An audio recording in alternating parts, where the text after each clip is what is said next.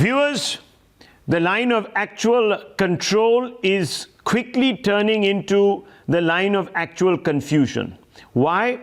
Because there are several self-styled analysts, former military men who have come out and suggested that the Chinese are further in to Indian territory than we are being told by our own government. In fact, satellite imagery that is being put out by various self-styled, as I told you, cartographic experts also reflect, according to them, how the Chinese have successfully moved in and occupied vast tracts of Indian land in at least 3 of the 4 contested areas in Ladakh. Now, what really is the fact? Are the Chinese behind the LAC? Are they across the LAC? Are they refusing to move back? Is what some people seem to suggest that de-escalation only in the figment of the imagination of some mandarins in South Block? What's the real picture on the ground? Now let's go across to some of our guests to get a sense, really, sector by sector of the position on the ground. Now, some of these individuals have spent lifetimes either in the army or, of course, as part of think tanks, looking at data very minutely. I want to first begin with Abhijit Iyer Mitra, Nitin Gokhale, and of course, General G.D. Bakshi, to get a sense of the situation on the ground. General Bakshi, you've served in this area.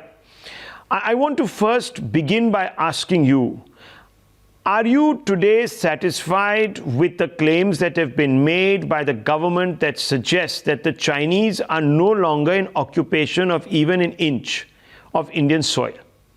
And if not, why? If yes, why? Look, Rahul, I'm very sorry to state that this time we tried what worked in Doklam.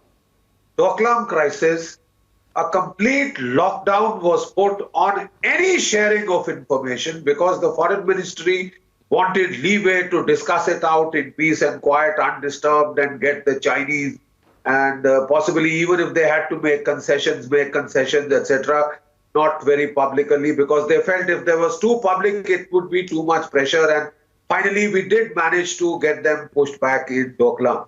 But when we tried the same, keep quiet, everybody, nobody to talk, kind of a order, it has led to blatant confusion. A whole lot of self-styled military expert cartographers, what have you, have sprung up to fill the media vacuum. Now in media wars, you must impose your narrative on the enemy narrative, right? May I remind you that in the Kargil war, I was in the MO Directorate, and every day the Army, Navy, Air Force rep, along with the Foreign Ministry rep, used to brief the media. We had allowed the teams to go right next to the front lines and inside the front lines. It was a very well reported war. It was a very transparent conflict. And look how well we did. You know, I am all for transparency, and we know what to give out. For God's sake, we know what to give out. Now to come to your specific question. My personal take is that consequent to 19th July, by 19th July, consequent to the Corps Commanders' arrangement talks between the military, the Chinese had withdrawn back from Galwan, from Patrol Point 14. They had stepped back, and the initial report said they had stepped back about 1.5 to 2 kilometers. The satellite imagery seemed to indicate that they were just bang on the line of control. From the 4 to 8 finger area, they haven't stepped back. They are still in occupation, but then that was the no man's land. So technically, the Prime Minister was absolutely correct, 100% correct when he gave the situation as on 19th of June that the Chinese have withdrawn. But I would now like to, as an old soldier, add a caveat. For God's sake, don't trust the Chinese. Not after the stab in the back you got on 15-16 June night. When the Chinese are disengaging in the Galwan area, I hope we know that their 4th Mechanized Infantry Division has also come down from Xinjiang to join the 6th Mechanized Infantry Division, which was already exercising here and is responsible for all the fracas.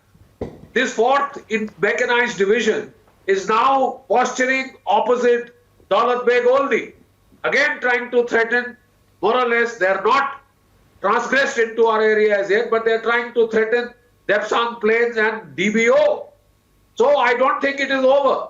There are media reports that are indicating, unsubstantiated media reports to the effect that the S-400 missile system has been deployed opposite Ladakh. That is an extremely serious development. That means the Chinese are either dead scared or they have something nasty in mind. We cannot afford to relax. You see, our problem is we start singing hosannas of peace and Panchashil and Hindi Chini Bhai Bhai, more or less. We are so in such a hurry to de-escalate. We didn't start it. The Chinese did. Why should we back down an inch? And we will not. The army chief is there, has just come back from there. The Air Force chief was there. We are on fully alert. The army, the navy, the Air Force. Now let's play it by the military rules.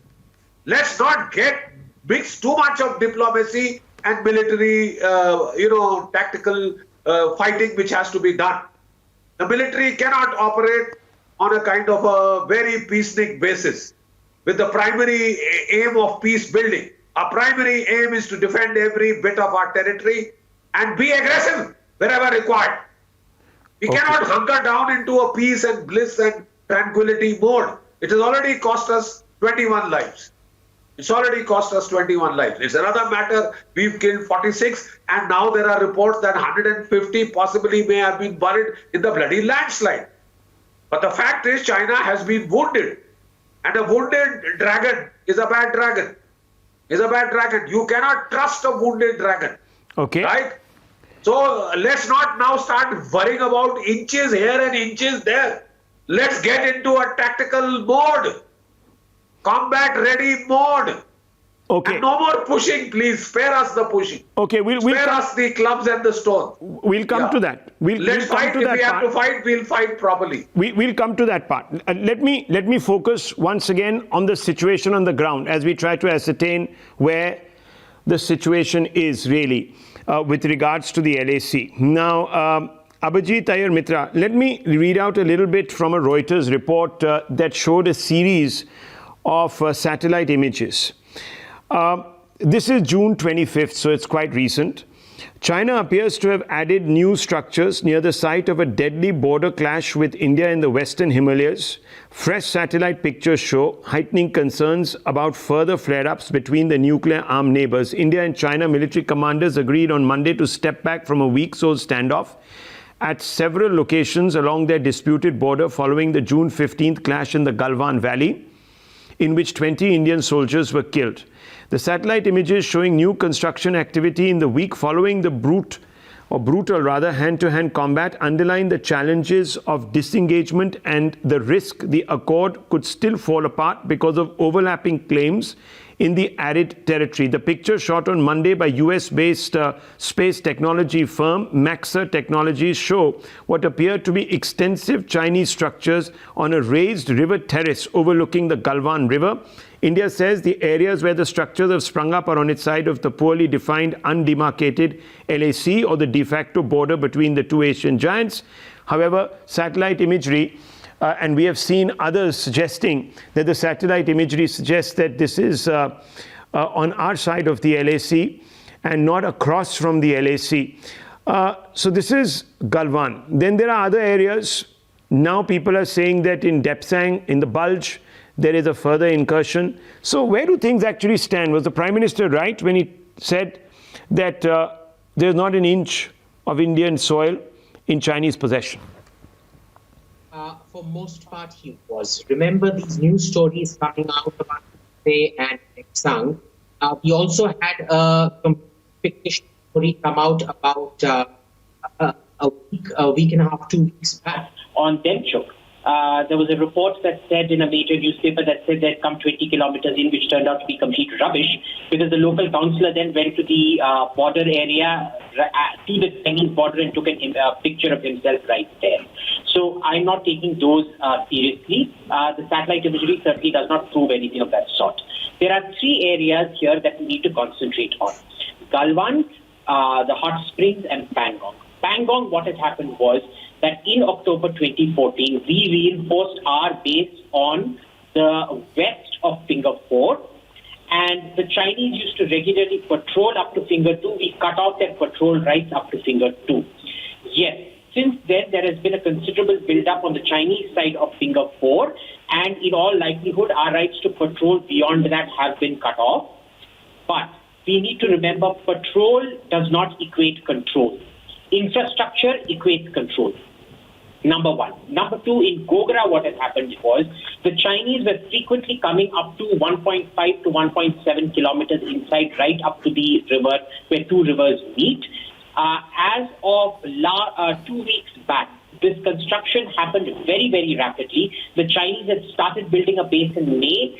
By June, this had been dismantled, and we have built a forward base right almost on the LAC itself. So there is no longer a Chinese base, and Chinese patrols in that area up to 2 kilometers inside our territory have been permanently stopped. In Galwan, again, I'm going by the satellite intelligence, and I know I disagree here with my dear friend Nitin Gokhale. He insists that this is an Indian outpost about 100 meters into the LAC. My definition is that it is in fact Chinese, but it has not been armed up. If you look at the gradation of the road inside their side of the LAC and on our side of the LAC, you see their side is yellow, which is preparation for sanding and road laying, whereas our side, even though under Chinese control at the moment, is still a gravel track. I have a lot of reasons for it, including bridges and things that were built and demolished out there very rapidly. This is a point of disagreement that Nitin and I have. But yes, they are inside about 100 meters into India in Galwan. I suspect, but remember, all the construction stopped on the 22nd of June, and this particular site, anything crossing the LAC simply wasn't developed beyond rough structures, kacha structures, so to say. Okay, very interesting. Let me bring in Nitin Gokhale, author and national security analyst. Nitin Gokhale, you surprised a lot of individuals, including TV station editors, anchors, other analysts, by suggesting that the site on PP14 was actually an Indian encampment. You've just heard Abhijit Iyer Mitra saying that he disagrees with you. Why do you believe it's an Indian encampment? I simply believe my sources, Rahul, as I've done all my life as a journalist, and multiple sources. And the multiple sources have told me that this is an Indian encampment. And the pink color, the so-called color contestation that people have made, and that it is not an Indian way of having tents, or our colors of the tents are not pink.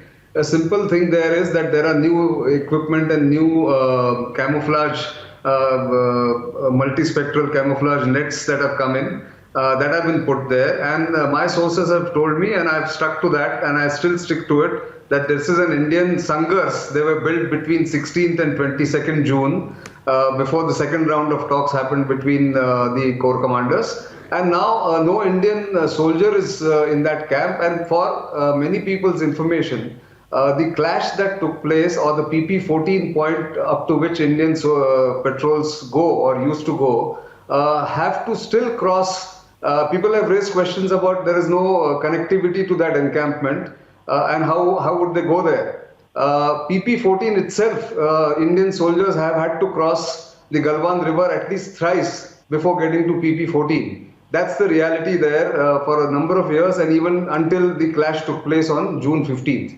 So therefore, I am sticking to that. But that apart, on the larger question that you raised right at the beginning, disengagement has begun at these 3 points, Galwan, PP14, Galwan and Gokhale. and hot springs. Very gradually, the timetable is that from Wednesday onwards, they have started disengaging on both sides. Maybe 100, 150 soldiers go back, some vehicles go back on both sides. And they have now decided, after the betrayal on 15 June, to give it at least 72 to 96 hours to verify before the next step of disengagement is taken. It's going to be a gradual, excruciatingly slow process of disengagement in this area. And as has been brought out elsewhere and on this program too, that finger 4, finger 8 is more complicated, more discussion will be required, and more rounds of negotiations will take place as far as that situation is concerned. But I'm absolutely convinced that the process has begun. And one final point about Depsang Bulge, the Y junction has been blocked, is being blocked by the Chinese, has been blocked by the Chinese a number of times in the past since 2009 and 10.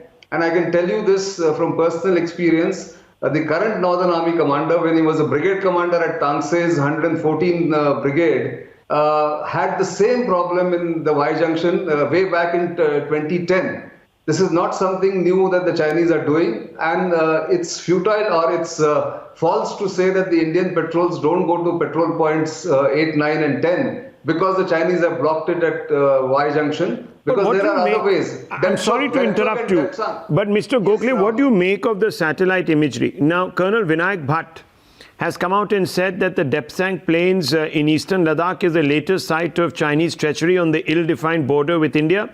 Recent satellite images have revealed that China has amassed the People Liberation Army ground force, troops in eastern Ladakh right behind the line of actual control. After the bloody fight on the fateful night of June 15, 2020, it came to light that the PLA is not moving back as promised, although all the statements coming out of China are claiming the opposite. So the inference is that the Chinese are not listening to India. They are not de-escalating. You yourself read out, Rahul, you just read out that they are behind the claim line. No, I'm saying they're they're not de-escalating. No, you were talking about pullback. I'm talking about pullback at 3 points. Okay. I'm not talking about Depsang. I'm talking about reports that came out saying that the Indians have been blocked from going to patrol points 8, 9 and 10. That is not the factual position. Depsang is a huge plain. You can go from anywhere, you can roll down the tanks, you can roll down APCs at 80 kilometers an hour, bypassing the Chinese in no time. People have to know the terrain, they have to know the topography. They're just talking as if it's a pass and it's blocked and you can't go across. That's not true. So they have amassed, certainly, like General Bakshi said, 4 mechanized infantry divisions, 6 mechanized infantry division are all amassed on Aksai Chin. And so have we. We got 2 divisions amassed against them. So does it mean that they have a free pass to come in anywhere? They don't. I am only talking about the limited disengagement on those 3 points, PP14, Gogra and Hot Springs. I'm not even talking about finger 4 and finger 8 or Depsang. I was talking only about that how Indian patrols are not blocked at the Y junction as is being made out to be. And I'm sticking to the fact that the encampment at Galwan is the Indian encampment, period. Okay, General Bakshi wants to come in. Yes, before I go out to the others. Yes. Rahul, I would like to, at this stage, as a very old soldier with a lot of experience under my belt, try and say, patrolling an area is not securing an area, right? It's not even establishing your claim. The time has now come that when we have spent crores on a road axis, we have to secure it tactically. A patrol does not, repeat, not secure your road axis, especially if it is running parallel to the LAC right from almost the start to the finish, especially beyond Shiok. You have to now, get over this agreement mode. We have to do what it takes to defend ourselves. If it annoys the Chinese, so be it.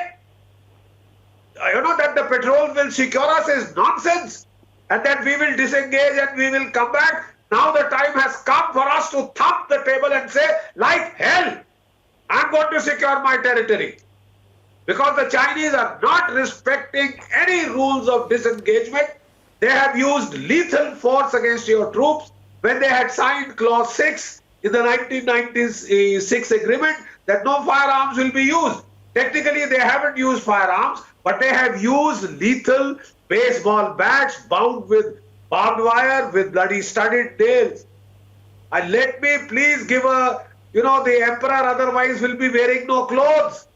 Patrols don't defend a nation.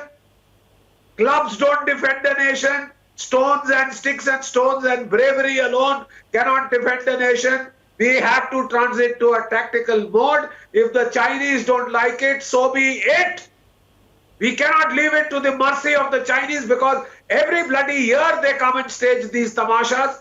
From 1913, 1914, Depsang, Chumar, Doklam, now Nakula, and these 4 points. They are not in our territory in Depsang and Dibio. They are posturing opposite. We are also there. We are also posturing there. But now I think we have to start switching to a posture which secures our territory. Right? Patrols do not secure territory. Okay, let me first just go across to everybody. Let's get the initial thoughts in. General Mehta also here with us. General Mehta, a lot of debate. You've heard 3 speakers. What's your view? Where are the Chinese? Pulling back, behind the LAC, our side of the LAC? How do you read it? Well, the first point I want to make is that the line of actual control is the de facto border. And there is a limit of patrolling, so there are 2 things that are involved here.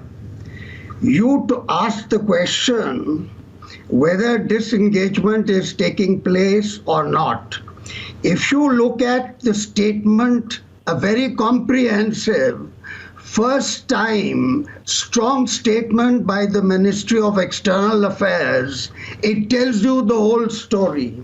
It tells you about the Chinese PLA amassing troops for the last 2 months. It talks about unjustified and untenable claims. It talks about changed behavior. It talks about attempts to change the status quo. It talks about violating border protocols. So the answer to your question, whether the Chinese are on our soil or not, the answer is a positive yes, because in the previous intrusions that took place in Chumar, in Depsang, in Sumdrong-Chu, they went back to the original positions. Now they have carried out not individual intrusions as in the past, but multiple intrusions to stake their claims to the 1960 claim line. Okay. Which is on our side of the terrain. So if this is not our terrain, why would we ask them to go back? Why are we insisting on restoration of status quo ante as on 1st of May 2020? I mean, it is crystal clear. Now the second question of yours about what is the status of the disengagement? It's a stalemate, because again, the Chinese are now telling you that if you want to talk, the Chinese ambassador said so yesterday. The Chinese ambassador say if you want talks, you have to, if you want talks, you have to come halfway. Halfway means some concession. So I think right now the Chinese cannot be trusted. Our position has to be very clear. And by the way, I was part in 1986 as part of the monitoring team of General Sundarji. We were part of his dirty dozen that ensured that the Sumdrong-Chu intrusion was vacated. I was also part of a series of war games that were held in 1987-88 with Eastern Command, Central Command, and Northern Command. called checkerboard exercises. I wrote the next series of exercises called brass board as part of the defense planning staff. Galwan is the only area amongst the intrusions which is in the mountainous terrain. The other areas are in the plains. Galwan is not part of the 23 disputed territories.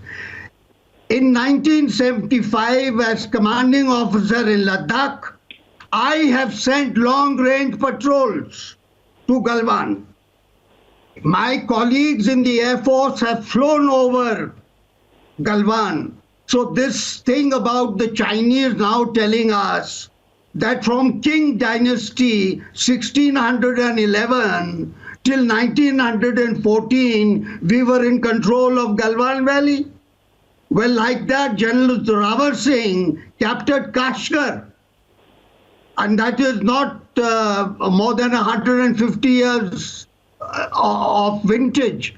So these claims and counter claims, you can't go back to the Qing dynasty for Galwan Valley. Sure. So the question is straightforward.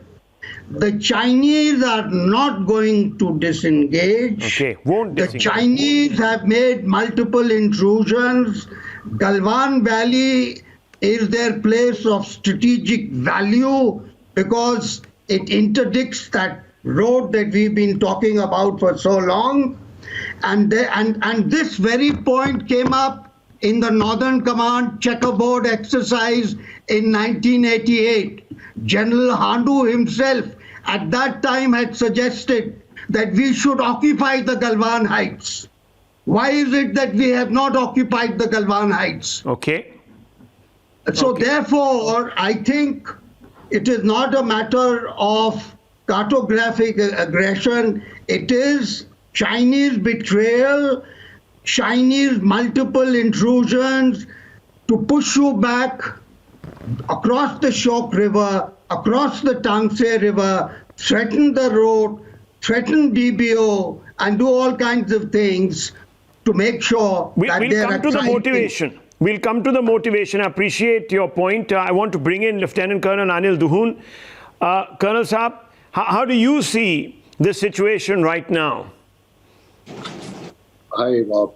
At the outset, I would say that denial is not a diplomacy, and that we must understand and we must accept. This issue has been going on for a while now. Actually, it started somewhere around 5th, 6th of May. And people, they knew.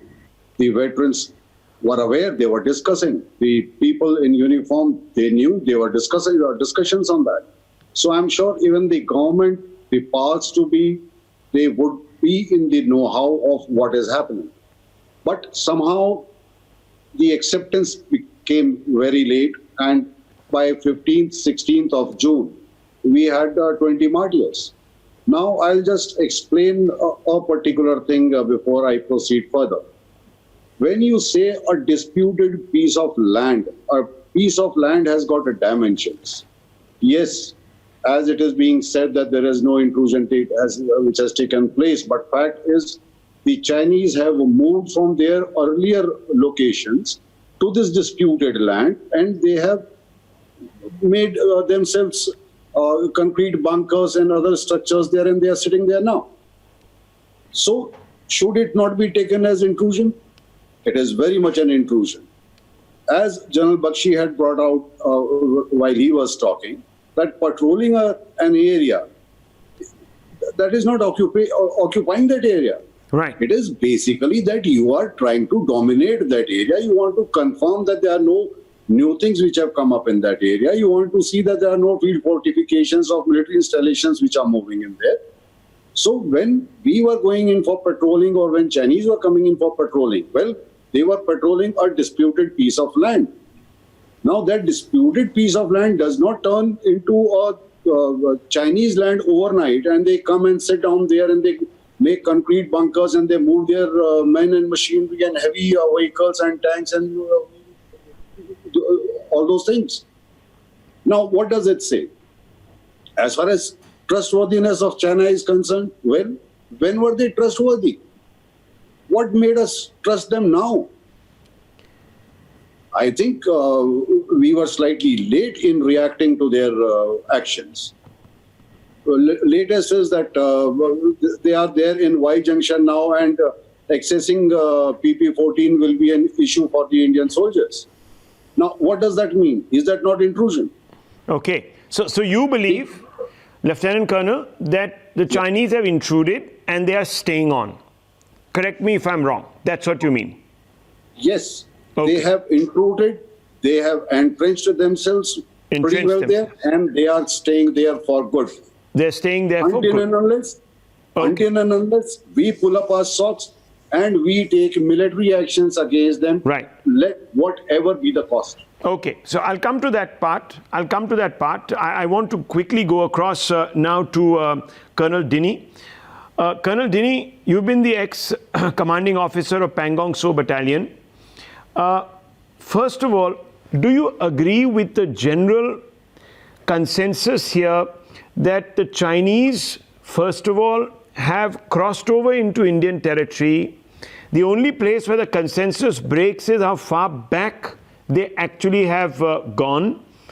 And why are they actually there in the first place? That's the question looking forward, which I want to begin with you, and then I'll go across to the others. But first, did they cross? How far did they come in? Have they all gone all the way back? Or in some areas, are they staying put? And then, what was the motivation? Yes, Colonel Dinny. Okay. Yeah, Rahul, first, to understand the motivation, you must understand what would have probably happened due to which this entire thing has started. So we have to touch this on two issues: tactical level, what happened, and at strategic level, what happened. Now let's come to the tactical level first. And as you know, on 5th of May, 5th, 6th of May, there was a clash at Pangong So itself, which has been reported. So, and prior to this, in the month of October last year also, there were reports that our patrols are not being able to go till finger 8, that the process of going up to our claim area has not been happening for a few months. So there is a history that there was something happening there for a few months now. And then on 5th of 6th night, there was a clash which happened. After that, there is also reports that there has been series of conflicts happening between the two patrols on a regular basis at that very point. Now, after this is how the classical case of how a tactical level action now manifests itself into a strategic level. Now, at this particular point, India and China maintain parity on both sides. That is, whatever has happened on one side, let's say if violence has happened on one side, violence was returned on the other side. So it was maintained there. One was not allowing the patrol to complete, the next also was not being allowed the patrol to complete. Now, after this, for whatever reasons now China had, at whatever level this particular decision was taken, China decided that whatever exercises they were doing during the summer exercises every year, which they do, they diverted a set of troops towards this particular area, and they made a 4-point contact, as was brought out in PP-15, Gokhale, Hot Springs, and they moved into the disputed area of between finger 4 and finger 8. This was unprecedented.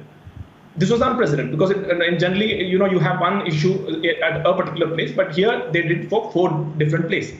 Now, in the rest of the three places, that is PP-14, Gokhale, and Hot Springs, after the talks, the Lieutenant General talks which were held, de-escalation had started.